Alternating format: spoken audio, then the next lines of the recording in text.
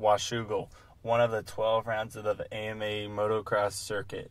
Located in a beautiful landscape full of pine trees near the Washougal River, it is one of the most scenic stops on the tour. For many, Washougal is a track that upraises local pros to compete against the rest of the field. Like any other track, Washougal is one of the most challenging racetracks that separates the boys from the men. Local riders like Tommy Week, Jason McCormick, and Ryan Huffman have shined in front of thousands of spectators hanging over the fence cheering on their favorite rider. This year, Washougal is an important race for one particular rider. Russ Robbins will make his return to professional racing in front of all his friends and family and the track that he calls home. This is his story.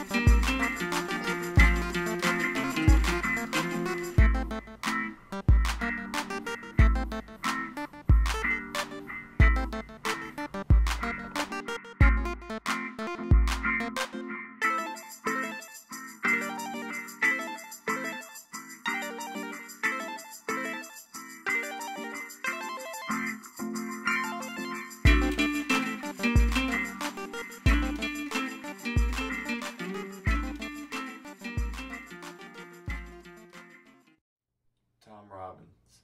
Russ's father raced funny cars growing up as a hobby. When he had his son Russ, he noticed that his son had a passion for motocross. In order to fund Russ's dream, Tom decided to sell all of his cars and buy Russ his first dirt bike. He then watched his son grow up in the sport. When I was 4 years old, my parents bought me a Zinger 50, which is like a PW 50, and we started riding at my grandparents' place there in Seaside, Oregon, and we built a little track there, and that's kind of what got it all started. What I love most about motocross, first thing is how it's a family-oriented sport. It used to be a lot different than what it is now. It's a lot more competitive now. The families are more competitive than they used to be, but it was a place we can go and hang out. It kept me out of trouble. Kind of what happened was I went on the East Coast with Jason McCormick and Travis Murphy in '95 for the Nationals, and I rode intermediate, but we traveled with Jason, and he let me, we kind of snuck out on press day for the pro guys when I was an intermediate, and when I got to ride that and experience that and watch Jason go through his stuff and see how exciting it was, that's when I knew that I needed to push it to the next level and dedicate my life doing it and then turn pro. Russ Robbins had everything going his way, traveling around the United States, living the dream of now becoming a professional motocross rider. Through all the fun and excitement racing gave to him, a sudden change in his sales was brought to him when he had a horrible crash during one of the supercross races he was entered in. Well, I've had two major issues that have kind of changed the course of my motocross career and what's happened over the years.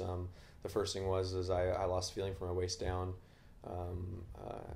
I bailed off on a triple, and I came down standing up on my feet and broke my lower back and did a bunch of damage. And that kind of changed things. I was traveling full time back then, and I had a different lifestyle than what I have now. And then I had the first surgery on my lower back, had a laminectomy, and it didn't work, and still had major paralysis on my right foot, and still tried racing the supercrosses and the nationals. And then a couple of years after that, after just trying to beat myself up, and I couldn't train anymore, I started gaining weight like crazy and still trying to race. And then I had another back surgery. I had my back fused with 2 rods, 8 screws, and a metal cage around my spine. And then I slowly started getting better. Still wasn't able to train, so I still was real on the heavy side, not being able to work out. Since then, I've had issues, major medical issues that have changed. My father's passed away from cancer, and I've had kind of the beginning of the same thing my father's had.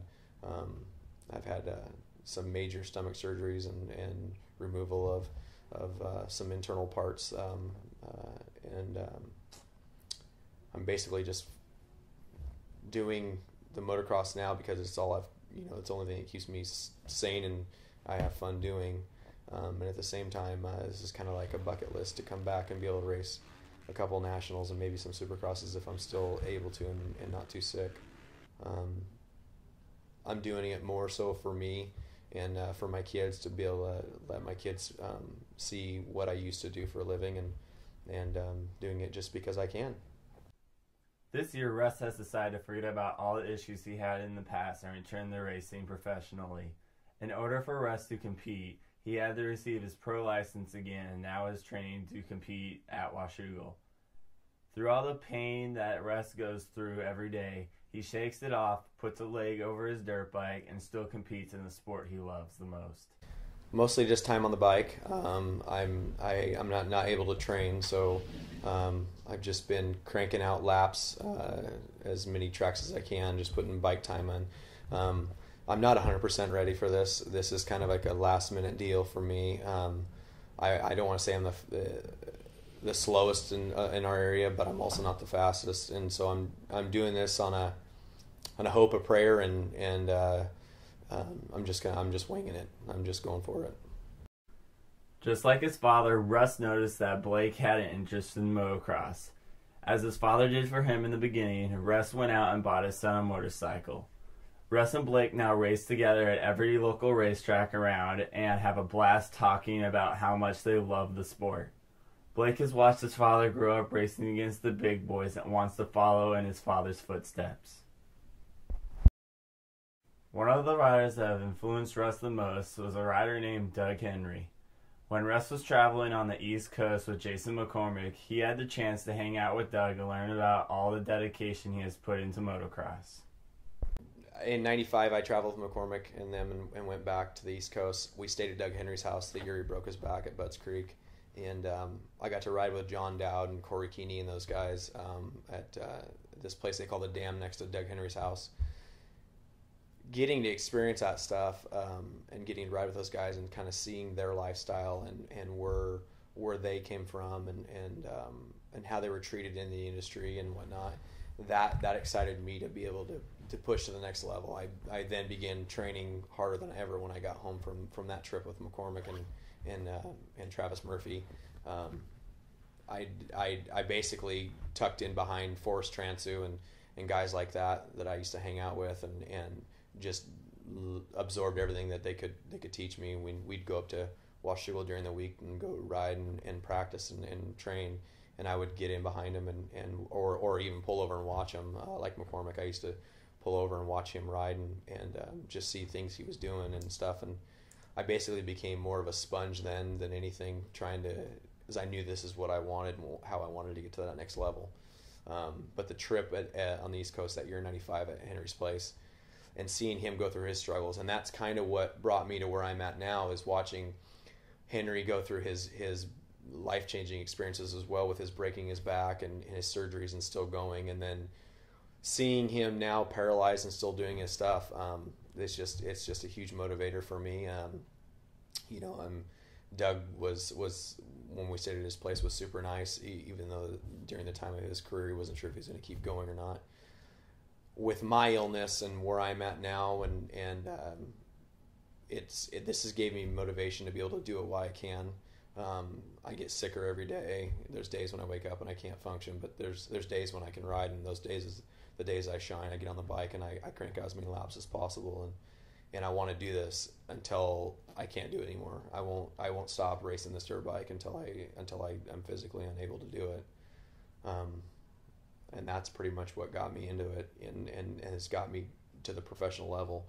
Back when I was a kid, when I had my 50, I really didn't race a bunch in the beginning, but my childhood friend named Chris Wolf, we grew up together. He went down to PIR one night in Portland there, and he raced and came back, and I heard his great stories about how racing was. So I actually went down and watched him race before I really took on to the motocross part of it. And then when I saw him race, and I thought, this is something I really want to do. And so I basically signed up the next Thursday, and I hadn't stopped. So I'm 36 now. I started racing when I was, young, and I've been doing it for years. I've been a pro for 19 years, off and on throughout the injuries. But I'm going to do this until I can't do it anymore. Russ Robbins will always have motocross pumping through his veins. As the days become shorter and the illness he battles with every day, he won't back down from giving up the sport he loves most. Through all the fun and excitement motocross brings to him, he passes down the helmet to his son Blake to carry on the sport in the Robbins household. Being a father of 4 children, a husband to a loving wife, and a rider with a dream, Russ has a ton on his plate. But through it all, he can keep everything under control and complete the bucket list he has going.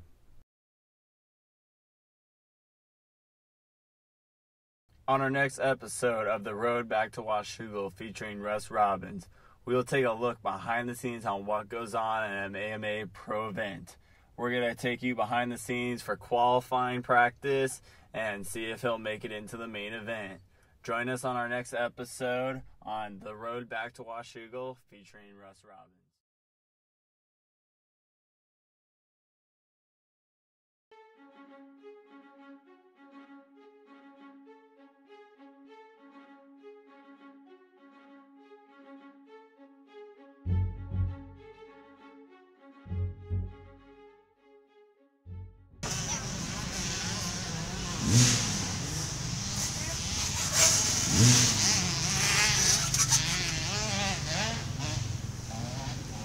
Blake. That's a short ramp. Well, helps if you had it straight.